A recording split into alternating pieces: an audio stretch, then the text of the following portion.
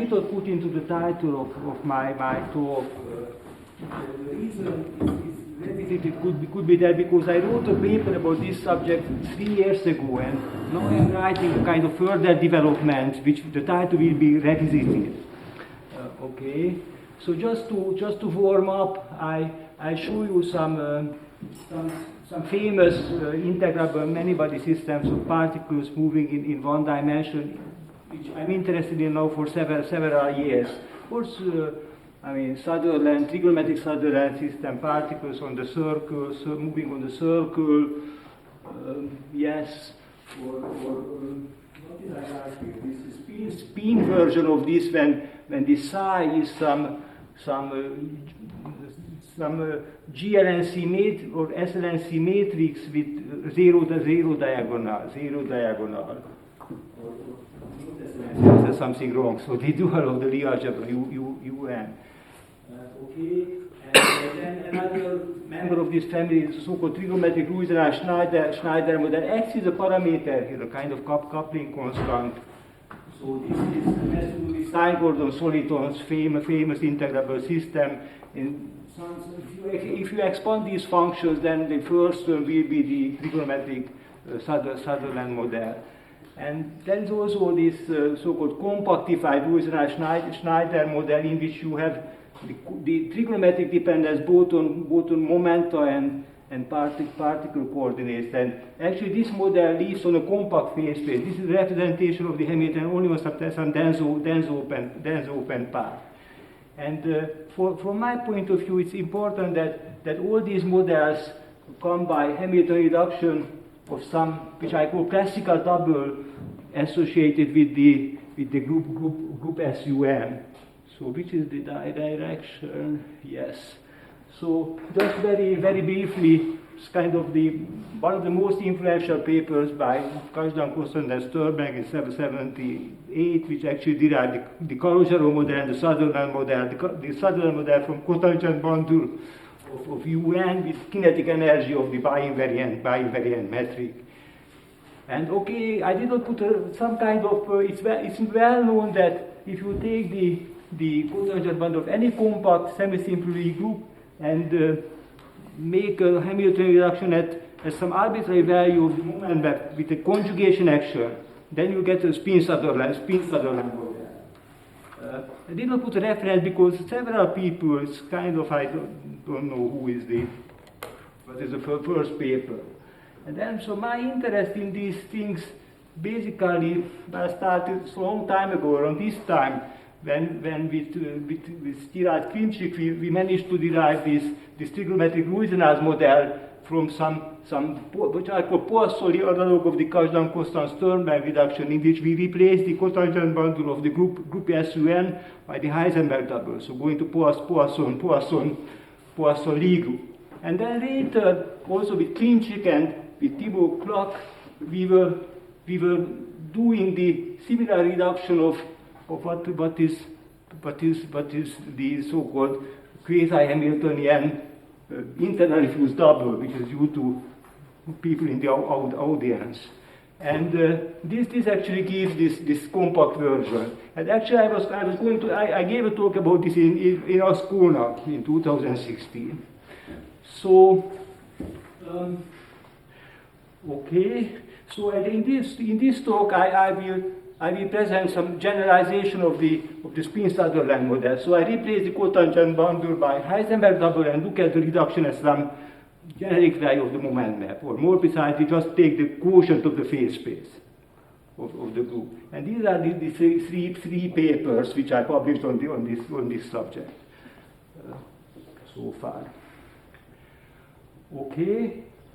So I also, although I will be talking only about this reduction of the Heisenberg double, but actually in my work I study all these three, which I call classical double: cotangent bundle, the Heisenberg double, which you can see as compact Lie group, and this dual Lie group, which is a manifold. I will define this later. The corresponding complex Lie group. So there are these three sort of three phase spaces of interest for me. And in all these phase spaces and manifolds, they have Cartesian direct product structure. So you have projections from the phase space, either first vector or the second vector. And you can take the rings of invariant functions on these factors, which is the group G or the Lie algebra, or this which I call P, which is defined. I don't think it is defined here, but anyway, it will be defined in a second. In the SUN case, it is just a space of positive definite Hermitian matrices of determinant 1.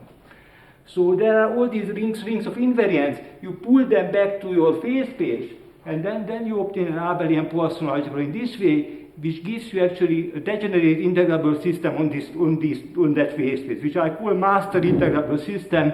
It's a master system in the sense that some integrable systems of interest can be derived from it by reduction procedure.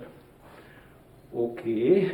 So I do this in each doubles, but today I concentrate on the Heisenberg double, and the master system will be obtained from the invariance on the second factor. In my paper, I study all these 6 cases, or actually 2 cases are basically the same because this internally fused double is somehow self-dual. 2 copies are basically the same rule.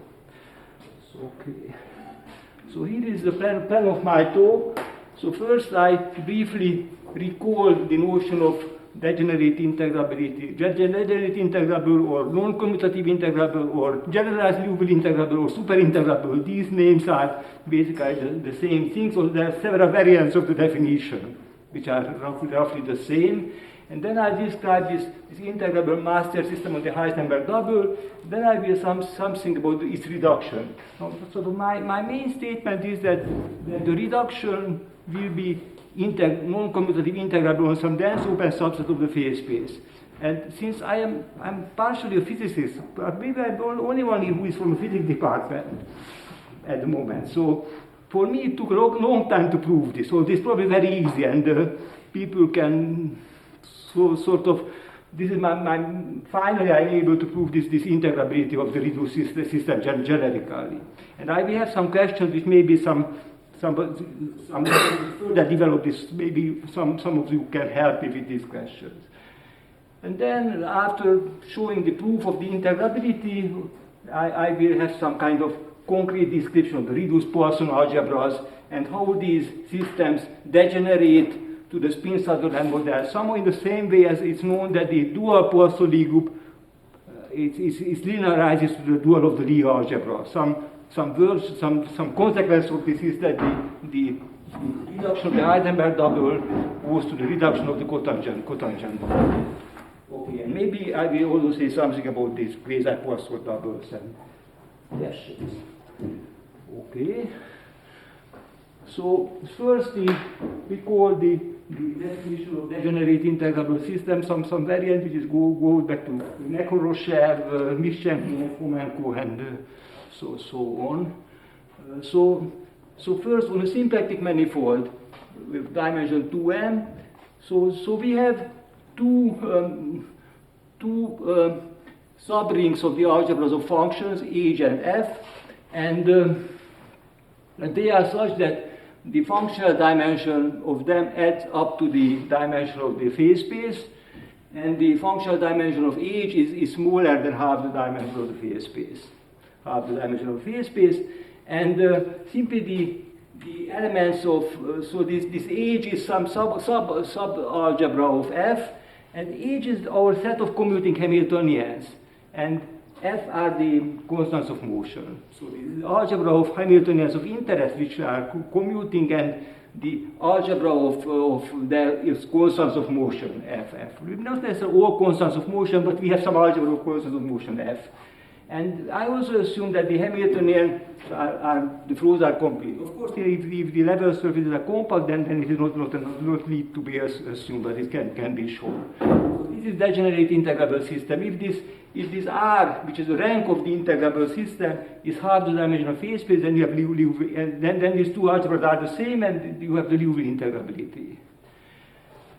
And then on Poisson manifold, maybe the definition of Poisson manifold was done, for example, in the paper I know most is from 2008 by Miranda van Hacke and Laurent, I don't know how to pronounce his name. So on Poisson manifold, I assume that this Poisson manifold is such that the symplectic leaves of maximal dimension fill a dense open subset. So I restrict to such examples, or restrict the phase space to that part. Anyway, in the examples of interest, this is true. And then in the Poisson, I require the same thing, but in addition, I require that the Hamiltonian vector fields of the Hamiltons of interest, I mean, they span an R, they have functional dimension R. They span an R-dimensional subspace of the tangent space over a dense open subset. In the symplectic case, of course, it already follows because there is one-to-one map between the cotangent and the tangent spaces. So these are the notions of I prefer to be degenerate integrable system, which is the terminology of Nekoroshev, because the tori are degenerate, smaller dimensions. Some people for instance, I don't like super integrable because it's such a kind of advertisement word, or I don't like this. So there are two general mechanisms whereby you can try to show that reduction of such a degenerate integrable system, that integrability is preserved by reduction. This is some kind of general principle which I think there's not possible to give a general proof of this, although there are some claims but there are two mechanisms, two general ideas. One is, one idea is that you have a G manifold and V is an invariant vector field on this manifold, and there is this action map. And the group is compact. So in this case, if you have some constants of motion for your vector field, then you can make out of it a group invariant constants of motion. Namely, you just transform your constants of motion by the group action and you integrate over the group. And you make an averaging. And in this way, out of the constants of motion for your invariant vector field for the manifold, you get constants of motion on the quotient space, if this is a good manifold, or anyway, if it is some kind of stratified space or something. So in this way, out of integrals of motion, for an invariant vector field, you average them, you construct integrals of motion for the reduced system. And if maybe under some technical conditions, if some work is possible to show that if you had enough constants of motion before reduction, then this procedure also gives you a lot of enough constants of motion after reduction. Now, the other procedure which I will actually use is that suppose, so there's some very strong assumption here. Suppose that you have, again, you have your manifold M, and this is a G manifold, and suppose this quotient space, the manifold is a good manifold, and you have another manifold C, which is the space of constants of motion, and suppose that you have some map from your manifold to this other manifold C, which is constant along there is a G invariant vector field on the original manifold. So you have some map which is constant for your vector field on the original manifold, which is G invariant. And this space of constants of motion also carries a G action, and this map, suppose that this is a G equivariant map, and this surjective submersion, so in such a way that it will give rise to such a quotient map. So if this is so, then you project your vector field to the quotient space, and the induced map will be constant along the projected vector field. So this is my main. Maybe later I will put some my main thing, which I don't want to write on the blackboard. So sorry.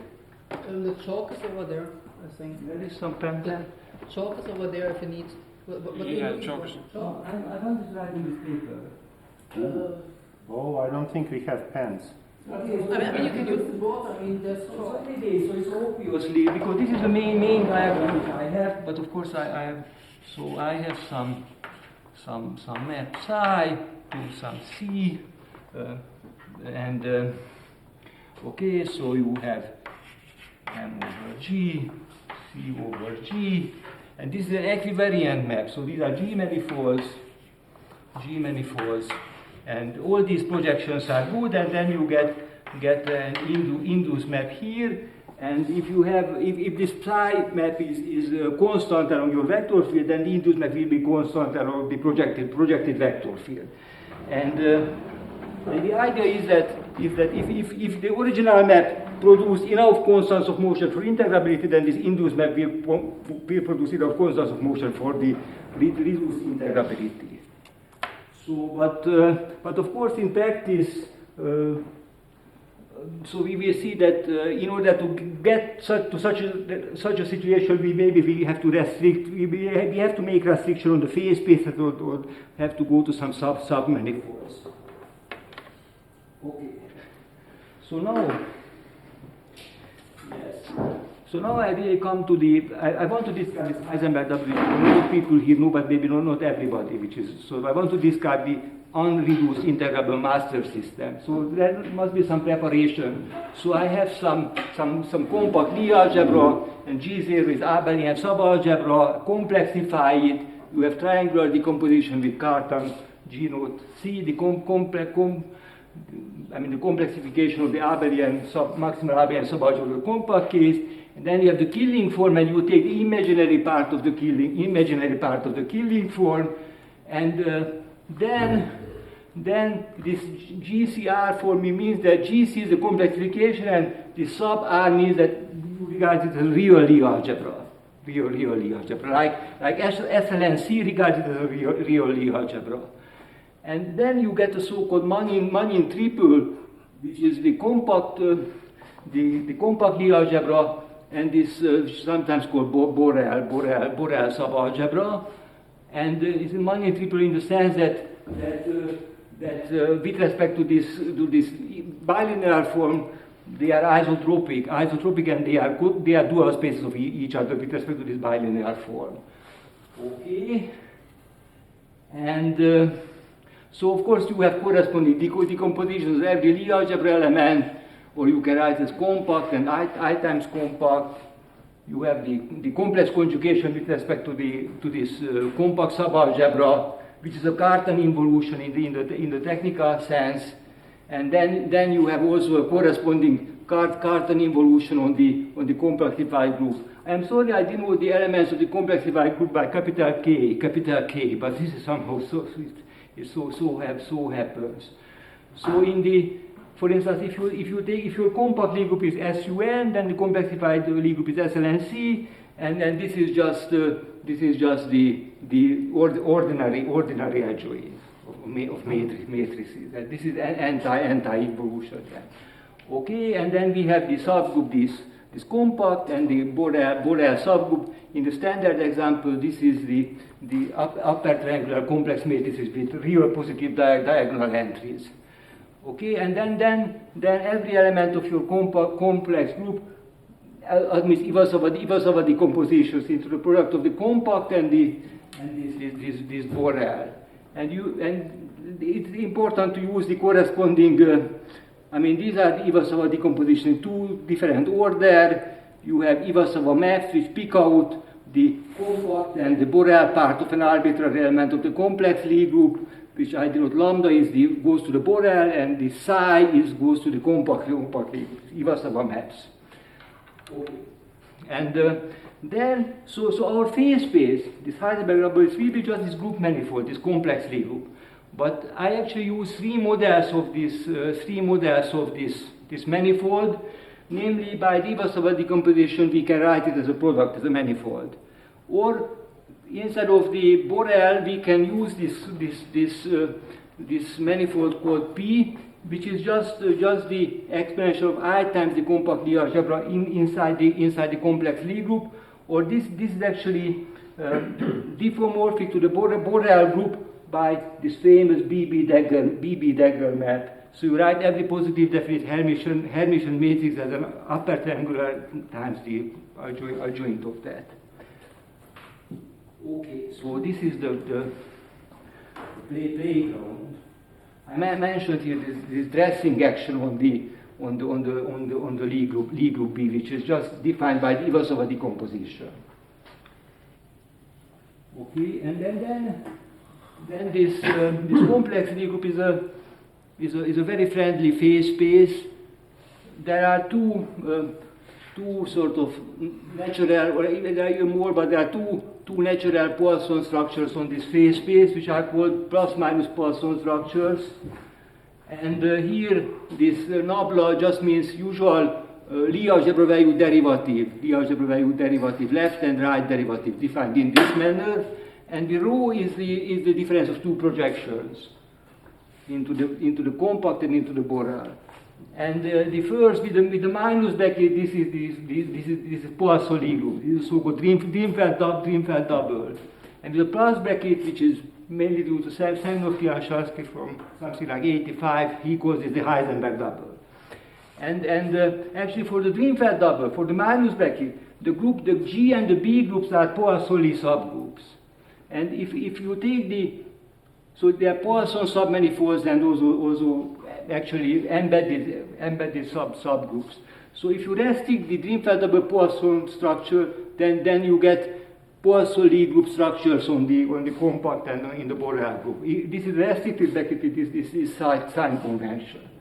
Okay. On the other hand, the plus bracket is symplectic, and as was written down by Anton and Malkin, Alexei and Malkin in something like, I think, 94 or something like that. So the symplectic form on that manifold is also known, and it's also known that this Iwasawa map, that is to pick out either the compact component or the Borel component in the decomposition of the element of the complex. These are Poisson maps. If you take these Poisson structures on these factors. Okay, so this is my unreduced phase space, so to say. This is analog of cotangent bundle of the compact Lie group. Poisson-Lie analog of that. Okay, and then let's just take the function on this space P, which is exponential I G, where G is the compact Lie algebra. And okay, so these are some technical things that I define Lie algebra value derivative of this function, which is this x is from the Borel subalgebra. So this formula defines the G, the compact component of this derivative, this df. And in this manner, where y is from the compact algebra, you define the b component of the derivative.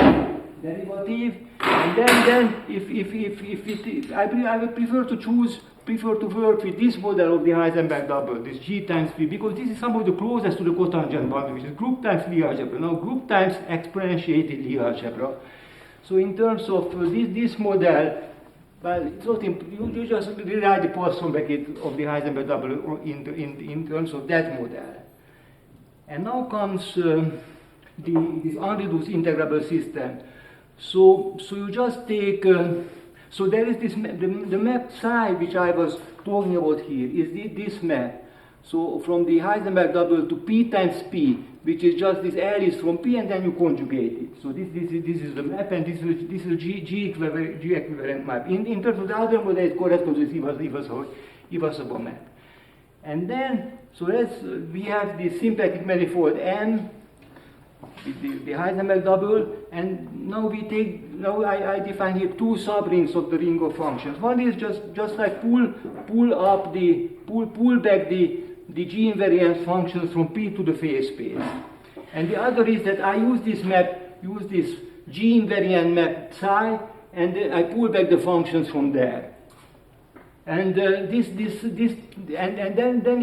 happens that this defines a non-commutative or degenerate integrable system in the sense in which I define it.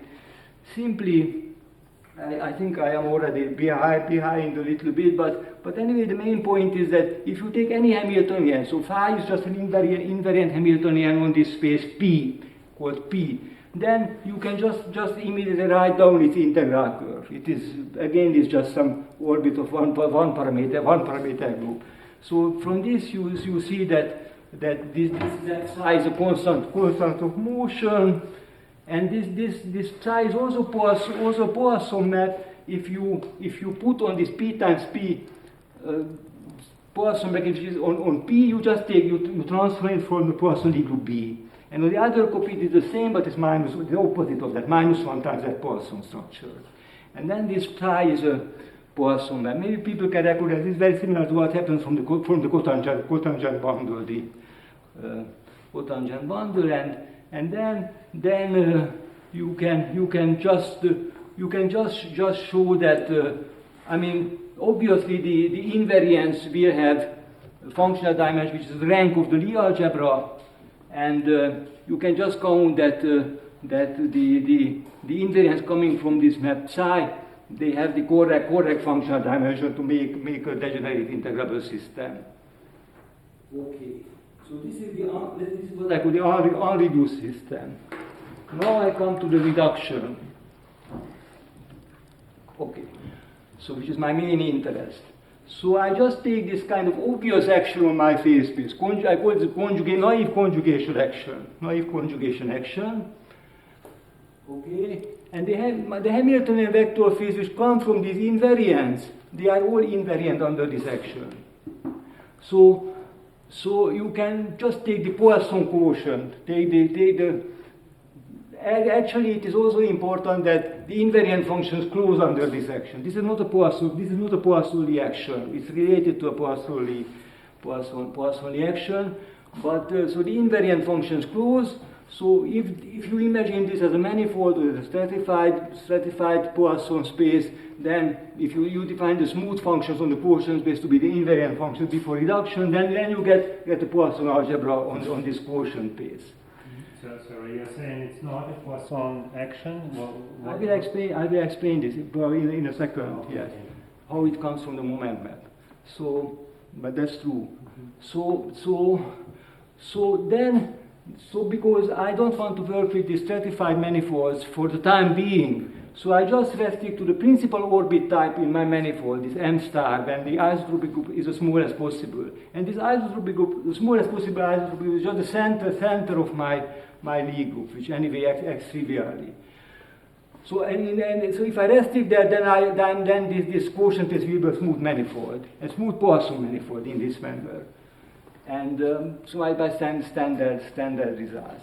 And now for the space of constants of motion, so this is the image of M, and here I also make a restriction. So I require this L to be a regular element. So for which under the conjugation action the isotropic group is a maximal torus. Okay.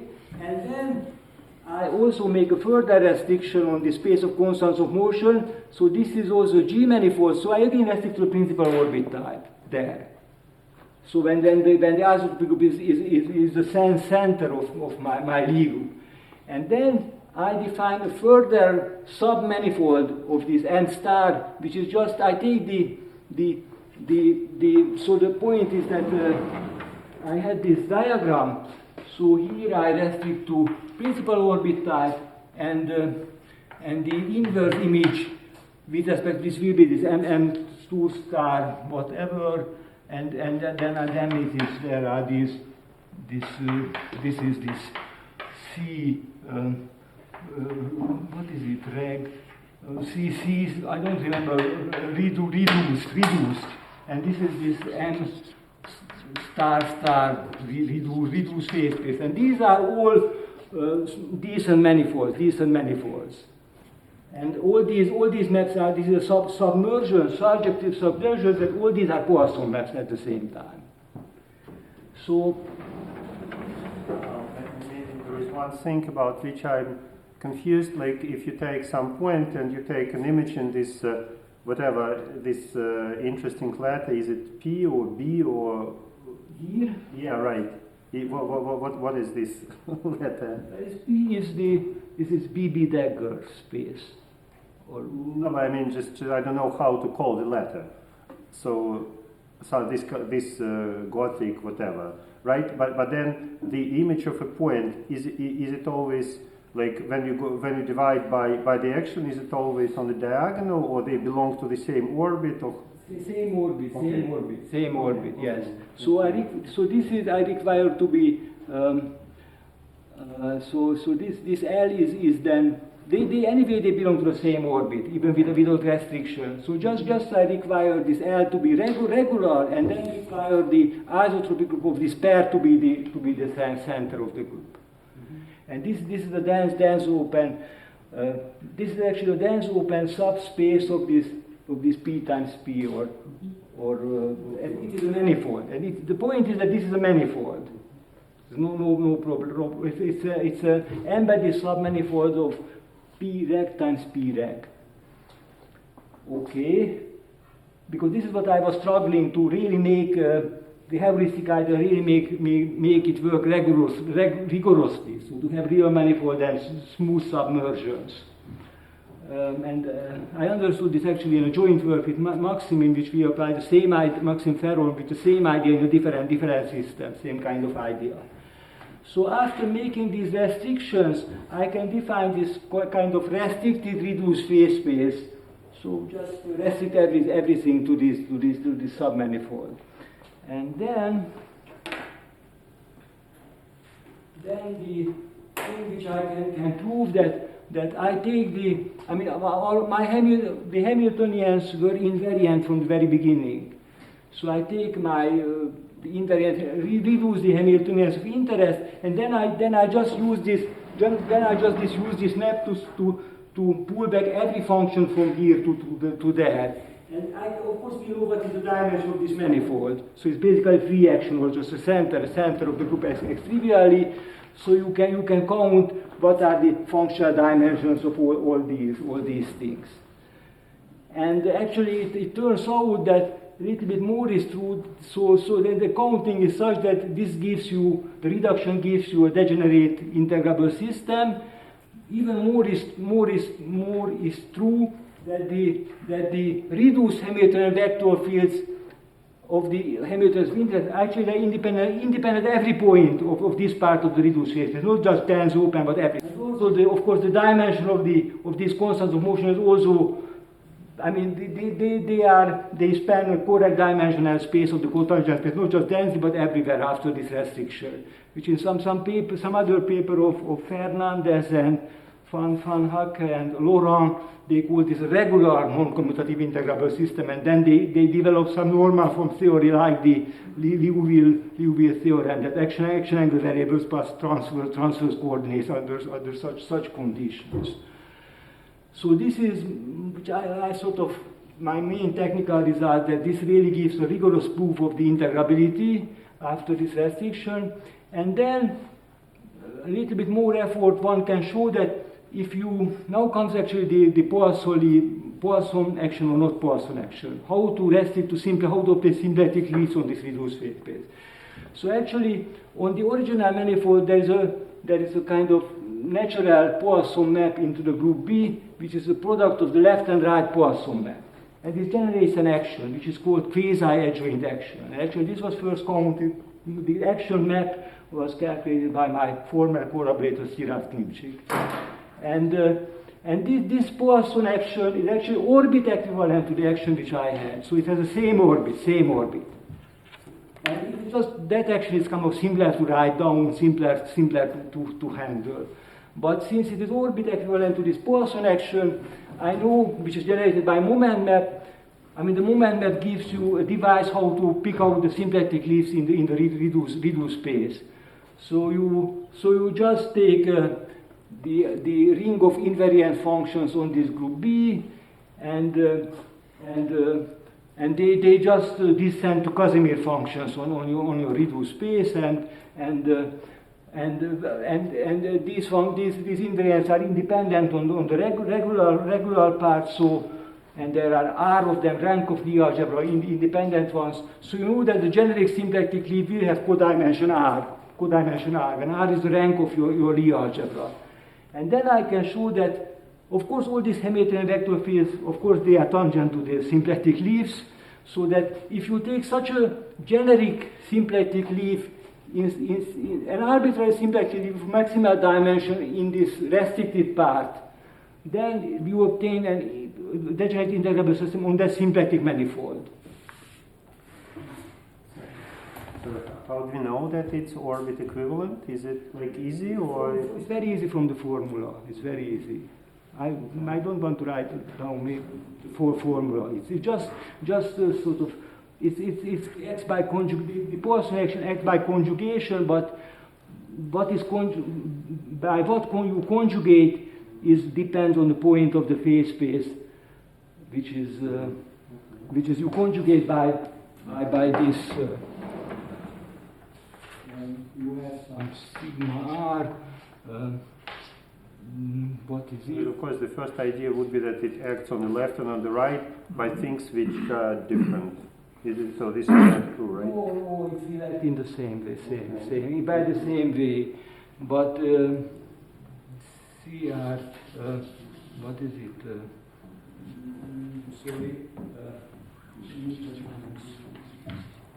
So if your phase space point is K, and eta is an element of your compact group, which you want to act with, and then you want to act on this is an element of the complex Lie group, the Heisenberg double. So this is the left Iwasawa component in the Borel. You make this product and you pick out the compact component on the other side. On the other side, and the conjugation happens by that. But we have lambda L and lambda R, right? Which act on I guess, on different sides. Both the same, but the same will act. We can talk about it later. Yes. Same will act on both sides. Because this is the product. That's reason. Yes. Okay. So here I have to assume that the rank of my Lie group is bigger than 1, because if it is 1, which is just SU2, and then there's not enough room, you just get with integrability, not the degenerate integrability. Okay. So after the main result, so just very quickly. So I go to some kind of concrete description of these systems. One is that so I restrict in this phase space. I restrict the compact group element to be regular matrix, and I want to take this quotient, but I do what maybe as a physicist I can call a partial gauge fixing, that this group element from G that can be conjugated into the maximal torus, which I denote by G0, the maximal torus, because that is some of my notation. And anyway, so an invariant function on this dense open part of the phase space is the same as an invariant function on this submanifold that Q is diagonal, or sort of in maximal torus, and it's the residual symmetry is by the normalizer of the torus. And I describe the reduced Poisson structure in terms of these space of functions. And then I calculate the formula, and the formula is here. There's some derivatives of these functions. I don't define them, but they are somehow easy. And here, this famous dynamical R matrix comes in, which I was also discussed by people in the audience. So the reduced Poisson structure contains this famous dynamical R matrix.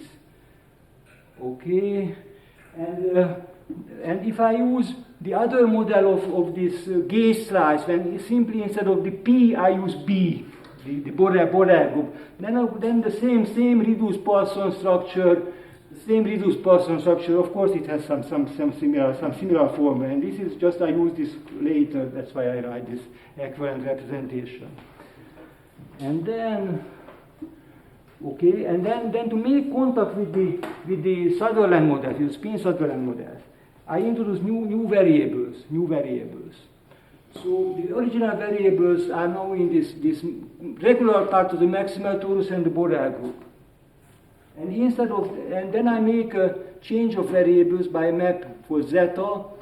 So every element of the Borel group can be the diagonal part, exponential p and b plus is from the nilpotent or unipotent subgroup. And then instead of this original variable, let's introduce this group commutator, which has to do with the moment map group commutator.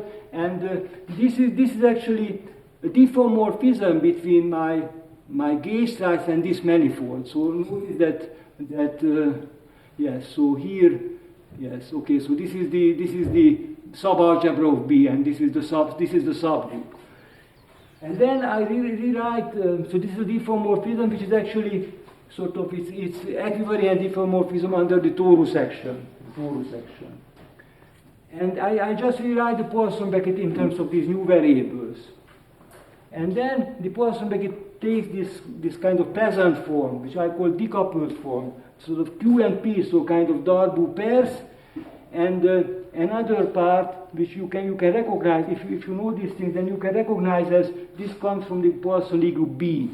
This term represents, anyway it will be on the next slide, but it represents the reduction of the Poisson-Lie group B with respect to the maximal torus at the zero value of the trivial value of the moment map for the torus section. Zero value, yes, if you use the classical moment map. So these are nice coordinates on the reduced phase space. Reduced phase space there is still, I mean, the residual invariance. So you are only interested in functions which are invariant under the maximal torus or invariant under the normalizer of the maximal torus. Okay. And this can be compared with that's called the linear situation, the cotangent bundle situation. So this is our Poisson structure, which I have just shown you, and it has a linear analog, which is actually the Poisson structure of the spin-Sutherland model. So the first two terms are very similar, but here you can see the Lie-Poisson structure, namely the reduction of the Lie-Poisson structure of the Borel. I mean the Lie-Poisson structure of the dual of the Lie algebra G, which you can realize as a Borel subalgebra. So this term is just the reduction of the linear Lie-Poisson structure on the dual of the Lie algebra G with the maximal torus at the zero value of the moment. And this is quite the same, but doing this with the Poisson-Lie group B, with the dual Poisson-Lie group to the compact Lie group. So in that sense, and it's well known that one Poisson structure is linear. I mean, there is some linearization from the Poisson-Lie group to the dual of the Lie algebra. So there is a connection between this Poisson structure from kind of my model and this is the Poisson structure of the spin-Sutherland model. And to elaborate this connection a little bit further, so let's just write. I did not still write the spin-Sutherland Hamiltonian explicitly in general. So this is in general the spin-Sutherland Hamiltonian. You have roots, positive roots, and this is just I use Chevalier Y generators associated with the roots, and this X are just complex numbers. These are the degrees of freedom. So this is the spin-Sutherland Hamiltonian in general, and then maybe I skip the details of this, but I show that the spin-Sutherland model is what I call the scaling limit of this generalized model. That the scaling map is here. The scaling map is here. It's just you rescale p by a number epsilon, and instead of the linear variable in the Lie algebra, you take the exponential, but you put in the epsilon. And then there's a sort of the nonlinear bracket becomes a linear bracket in some limit. Or if you expand the nonlinear bracket in the Taylor series, then the leading term will be the linear one. And the same is true for the Hamiltonians, that somehow let's take the typical Hamiltonian which interests us. Let's take a finite dimensional, some highest rate representation of our complex Lie group, trace in that representation, and this gives you an invariant function on this P space. And if you expand it, then you find this kind of formula. So it is. I call this Poisson-Lie model because well, it contains this P, contains which is in the Poisson system is there, and it's just a name. But the point is that if you do this expansion, then it will start with the spin-Sutherland one. And also you can make this into a limit. You can also view this as a limit procedure. And I really don't have time. And anyway, I don't want to show you that actually for the SLNC case, one can write totally explicit formula, but it's very complicated formula. You cannot really see much things from this. Now, I just wanted to show, because I promised in my abstract that I do the same with this quasi-Poisson, quasi-Hamiltonian double. So this is the quasi-Poisson bracket on this G times G, which we obtained from the bivector, which is written in these papers. This Alexei Martin-Meineken, Alexei Kosman-Schwarbach-Meineken papers. This is the bracket. And again, if you pull back the invariant Hamiltonians from G, then you can write down the flows of these quasi-Hamiltonian vector fields. Again, they are just orbits of one parameter group. And interestingly, so we have some map which is constants of motion for these flows. It's kind of interestingly, this is a quasi-Poisson map. When this D carries the internally fused double structure, and this DC is just the fusion of G with G, when G is just quasi-Poisson space, and one of them with the opposite quasi-Poisson structure. This is a quasi-Poisson map, and actually with Maxim we defined the notion of degenerate integrable system on quasi-Poisson manifold also, because more precisely, we require this quasi-Poisson manifold to be regular, that corresponds to some, it's non-degenerate, corresponds to some quasi-Hamiltonian structure, and we also want it to be regular in the sense that actually in this case the Poisson structure is non-degenerate on a dense open subset. So we just for safety we don't make a very wide generalization just in such cases. And then the similar procedure as before really shows that after reduction we obtain an honest integrable system on the quotient space, honest Poisson manifold. After going to dense open parts, the reduced Poisson structure again contains the same dynamical R matrix. And I just want to mention, because this is for me an interesting problem, in Ascona, I was talking about this reduction at particular value of this moment map for SUN, when it is just a degenerate matrix with only two distinct eigenvalues. One of them has multiplicity n-1, but multiplicity 1. And then depending on this parameter of this eigenvalue, which is an element of the circle, depending on this angle, for certain values of this angle, the reduced phase space is actually Cpn-1 with some multiple of the Fubini toric, so it's a toric manifold. And for some other, and the other values of the parameter, which we call type 2 cases, it's a compact, smooth, symplectic manifold. There is moment polytope, and at the edges of the moment polytope, the moment map for the torus section still remains continuous, but there is no torus section. So it is should be some example of some. It is reminiscent of what Alexei called in some talk spherical singularities. So some kind of interesting set of examples. So finally, I'm at the end of my talk, and so just about 1 minute. So I proved degenerate integrability after some restriction and provided characterization of the reduced systems, and I call this the method of equivariant map of constants of motion. And actually this method was used by Reshetkin in many papers. But I think he did not go to, he just said that, okay, so it will be okay, obviously. But so I somehow, so I just a little bit refined what I certainly learned from his papers. But I think that this is a general mechanism. Maybe it should be written as a general thing. So I want to modify the proof. I want to show that the system is degenerate integrable on this full Poisson manifold, full smooth part of the reduced phase space. I don't know how to do this. And also I want to ask help from somebody knowledgeable in the audience. I have I remember I said that there's a method to prove integrability after reduction, namely to take the group average of the constants of motion. So suppose you have some ring of functions of a certain functional dimension on your manifold upstairs, and you average them, and then you get functions on the reduced phase space. How you calculate the functional dimension of this reduced ring of functions?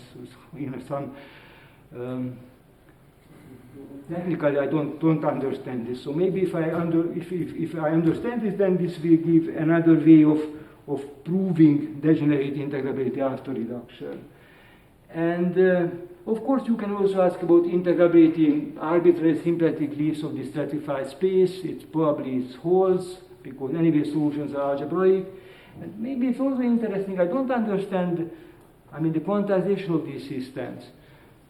In the sense that if in the cotangent bundle case, of course you know very well how to quantize the cotangent bundle. You use Peter-Wise theorem, and then you can quantize the spin-Sutherland model in that way. You can calculate various quantum characteristics.